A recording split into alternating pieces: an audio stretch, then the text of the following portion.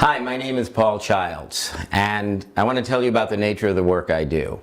So I've had 4 companies, and I've been a consultant to CEOs for 25 years. And I realize people do a lot of work in trying to improve their companies, make more money, build their leadership teams, and then they go off and do workshops, and they do their personal work, and then they try to bring that into their companies, their enterprises, their professions.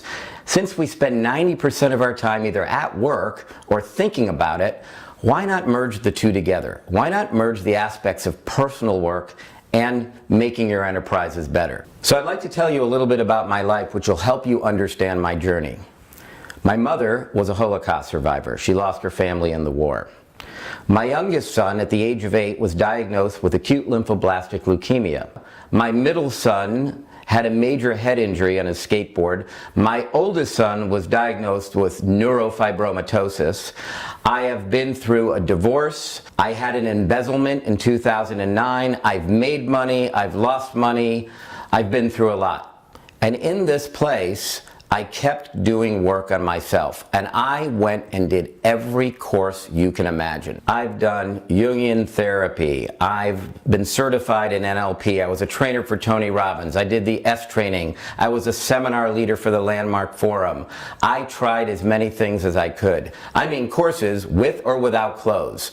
It was wild, because I thought no matter how crazy the course is, if I could come away with one nugget of information, perhaps I can build on something that I could teach. So here is what I've learned.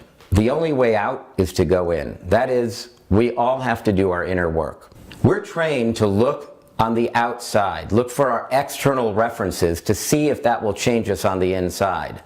So I moved to different places, I changed jobs, I made money, I lost money, but yet everywhere I went, there I was. I kept expecting different results in the outside world, and I realized it's like rearranging the deck chairs on the Titanic and expecting the ship not to sink. You could change relationships, you could change jobs, you could change careers, you could move to another country, you could radically change your life, but the inner nature of who you are will always be with you until you have resolved the long-lost parts of you that have been screaming for love and attention. So how do you know you have lost aspects of yourself? Well, do you ever work with somebody and suddenly they react to something that seems out of proportion to the event itself? They're not reacting to the event itself, they're reacting to a part of themselves that hasn't been healed. We've all been through trauma, and trauma can be whatever you define it to be. So if you're a child and your father didn't pay attention to you, that's trauma.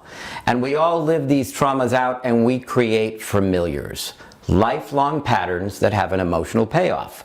Like the hard-charging executive who could never have enough cars, dollars in his bank account, boats, cars, plane, wives, ex-wives, to prove to his long-dead father that he's enough.